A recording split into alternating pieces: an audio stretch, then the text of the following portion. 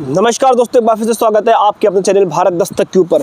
दोस्तों, देश के सभी सनातनी और हिंदू एकता की बात करने वाले लोग आज सड़कों पे उतर गए हैं, क्योंकि SC, ST और OBC के हक में एक बिल आ गया है UGC का, यानी कि यूनिवर्सिटी ग्रांट कमीशन ने 2026 में अपना नया बिल प्रस्तुत किया है। नया बिल कह लीजिए ऐसे है कि इसमें संशोधन हुआ है। 2012 में ये बिल आया था, जिसके बाद अब इसे संशोधन करके 2026 में भी लागू लाया गया है, पेश किया गया है। 15 जनवरी से ये लागू भी हो गया है। दोस्तों, इस बिल में ये है कि अब किसी भी प्रकार का लिंग भेद, जातिवाद या धर्म के नाम पर भेद करना अब बहुत बड़ा दंड होगा। और इसमें जो एग्जामिनेशन सेल है, या फिर कह लीजिए यूनिवर्सिटी है, कॉलेज यूनिवर्सिटी हो या प्राइवेट यूनिवर्सिटी हो, जल्द से जल्द एक्शन लिया जाएगा और एक इक्विटी सेल बनाया जाएगा, जिसमें एक कमेटी होगी 9 लोगों की, जिसमें SC, ST और OBC का कम से कम एक प्रतिनिधित्व होना, एक व्यक्ति होना, 9 लोगों की कमेटी में ज़रूरी होगा। ये बहुत अच्छी बात है। लेकिन इसी बिल के आने के बाद सवर्ण समाज, जनरल कैटेगरी के लोग सड़क पर उतर आए हैं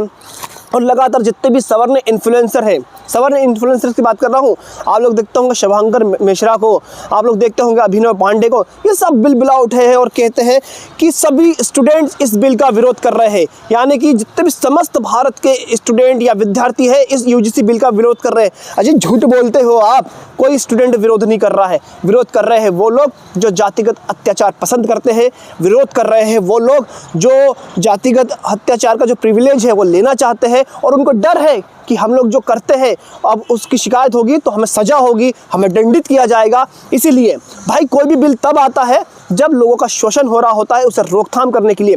UGC का एक आंकड़ा आपको बता देता हूँ मेरे भाइयों, मेरे साथियों, मेरे दोस्तों, कि UGC ने खुद आंकड़ा दिया है कि जातिगत अत्याचार पिछले कुछ सालों में 118% बढ़ा है। यानी कि रोजाना यूनिवर्सिटीज़, कॉलेज, प्राइवेट यूनिवर्सिटी हो, कॉलेजेस हो या किसी भी तरह के शिक्षण संस्थान हो, इंस्टीट्यूशंस हो, वहाँ पर 118% का जो इजाफा हुआ है जातिगत अत्याचार को लेकर, एट्रोसिटीज़ को लेकर, लिंग भेद को लेकर, या फिर गोरा काला को लेकर, या फिर किसी भी करके का धार्मिक भेदभाव को लेकर 118% का इजाफा हुआ है। इसके कई केसेस भी हम पूर्व में देख चुके हैं। रोहित वेमुला, जो एक होनहार PhD का छात्र था, उसे आत्महत्या करनी पड़ी। एक डॉक्टर पायल तड़वी, उसको भी आत्महत्या करनी पड़ी। एक अभी हम उत्तराखंड का मामला देखा है, आए हैं, एक जो बच्ची थी, पढ़ाई लिखाई कर रही थी, अफसर बनना चाहती थी, जातिगत भेदभाव के कारण, कुछ मनुवादी मानसिकताओं के लोगों के कारण उसको भी आत्महत्या करनी पड़ी, अपनी जान गंवानी पड़ी। ऐसे तो वो आंकड़े हैं जो सामने आते हैं, जो रजिस्टर्ड हो जाते हैं, जो हम सोशल मीडिया पर देख पाते हैं। लेकिन ऐसे लाखों आंकड़े हैं, लाखों लोग हैं जो हमारे बहुजन समाज से आते हैं, जिनका मानसिक शोषण होते रहता है, चाहे वो आरक्षण के नाम पर हो, चाहे उनके जाति के नाम पर हो। जो एक खास वर्ग से बच्चे आते हैं, वो उनको ताना देते हैं, उनका मानसिक शोषण करते हैं, उनके साथ उनको प्रताड़ित करते हैं। ये हम अक्सर देखते आए हैं, मैंने भी सहा है, आपने भी सहा होगा, आप रिलेट कर पा रहे होंगे मेरी बातों को। लेकिन जो सवर्ण समाज है वो सड़क पर उतर गया है। उनका कहना है कि अब ब्राह्मणों, क्षत्रियों और वैश्यों के लिए काला पानी की सज़ा हो गई है। भारत में ऐसे बिल लाए जा रहे हैं जिससे सवर्णों के बच्चों को टारगेट किया जाएगा। उनका कहना है कि जिस प्रकार से दुरुपयोग किया जाता है SC, ST कानून का, उसी प्रकार से अब ये जो UGC का नया बिल आया है, इससे जो सवर्ण छात्रों को टारगेट किया जाएगा, और जो SC, ST, OBC के छात्र हैं वो उनका शोषण करेंगे या उनके खिलाफ गलत शिकायत दर्ज करेंगे, जिससे जो कमेटी है उनको सज़ा देगी। हालांकि दोस्तों, कमेटी की बात कर दूँ तो इसमें उन लोगों का कहना है जो सवर्ण समाज से आते हैं कि इसमें जनरल समाज का प्रतिनिधित्व नहीं है। गलत कह रहे हैं वो लोग। 9 लोगों की कमेटी बनेगी, जिसमें SC, ST और OBC का प्रतिनिधित्व होना जरूरी है। कम से कम एक प्रतिनिधित्व होना उनका जरूरी है।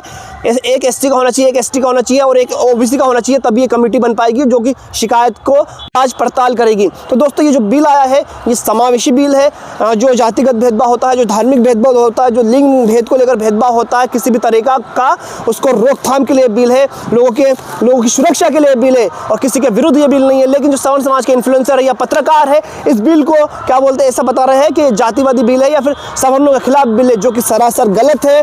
हमारी इस आवाज़ को आप लाखों लोगों तक पहुंचाइए कि ये बिल है जो बहुजनों के हक में है, SC, ST और OBC के हक में है, उनकी सुरक्षा के लिए बिल आया है। अगर आप ये हमारी आवाज़ लाखों लोगों तक पहुँचाएंगे, तभी लाखों लोग जागरूक हो पाएंगे। दोस्तों, दोस्तों मेरा कहना यही है कि यूजीसी का ये जो बिल है ये 85% बहुजन समाज के हक में है। और इस बिल में 2012 में जो ओबीसी को शामिल नहीं किया गया था, लेकिन इस बार 2026 में जब संशोधन हुआ है तो ओबीसी को भी शामिल किया गया है। इसीलिए कुछ जातिवादी और मनुवादियों के पेट में दर्द होना शुरू हो गया है। उनका कहना है कि अब ओबीसी को भी शामिल कर दिया गया है तो ओबीसी भी अब हमारे ऊपर गलत आरोप लगाएगा। और कुछ जो सो कॉल्ड इन्फ्लुएंसर्स से अपने आप को बहुत लिबरल बताते हैं, शुभांकर मिश्रा जैसे लोग हो या फिर अन्य सोशल मीडिया प्लेटफॉर्म पे काम कर रहे हो लोग, उनका कहना है, या फिर अभिनव मिश्रा हो, इन्होंने तो साफ साफ अपनी एक वीडियो में, क्या अभिनव पांडे हो, इन्होंने तो साफ साफ अपनी एक वीडियो में कह भी दिया था कि ओबीसी अगर जातिगत अत्याचार करेगा या एससी और एसटी के ऊपर अत्याचार करेगा तो फिर कहाँ जाइएगा, फिर किसके ऊपर क्या बोलते कीजिएगा। भाई इस बिल के अंदर कोई भी किसी के ऊपर अत्याचार करे, चाहे ओबीसी का एससी एसटी के ऊपर करे या फिर किसी भी जनरल वाले के ऊपर अत्याचार क्यों ना हो, उसका मानसिक शोषण क्यों ना हो, इक्विटी सेल जो बनेगा वो सबकी शिकायत सुनेगा और सबके ऊपर कार्रवाई करेगा। और इसमें एक गलत बताई जा रही है कि इसमें कोई जनरल का प्रतिनिधित्व नहीं होगा या फिर सामान्य समाज का कोई प्रतिनिधित्व नहीं होगा। भाई 9 लोगों की कमेटी बनेगी जिसमें एससी एसटी और ओबीसी का होना अनिवार्य कर दिया गया है। कम से कम एक व्यक्ति उस समाज से होना चाहिए 9 लोगों की कमेटी में, बाकी तो सारे आपके ही होंगे जहाँ तक है, ऐसे ही होने वाला है। कहा हम लोग 85% लोगों को पूरा का पूरा प्रतिनिधित्व का रिप्रेजेंटेशन मिल पाएगा, ऐसा लगता है आपको? तो भाई मैं कहूँगा भ्रामक जानकारियाँ सुनना और समझना आप लोग बंद करें। हम लोग सच्ची जानकारी आपको बताते हैं, आपके हक की बात उठाते हैं, आपकी आवाज़ उठाते हैं, आपकी आवाज़ बने हुए हैं। तो आप लोग हमारा सपोर्ट कीजिए। इस वीडियो को तमाम अपने फ्रेंड्स के साथ, परिवार के साथ, जो लोग पढ़ रहे हैं बच्चे उनके साथ, जो आने वाले समय में पढ़ने वाले हैं यूनिवर्सिटीज़ में, जो इस बिल का फ़ायदा भी उठाएंगे, उनके साथ शेयर जरूर कीजिएगा। उनको सही जानकारी होनी चाहिए और अपने हक और अधिकार के लिए जागरूक रहना चाहिए।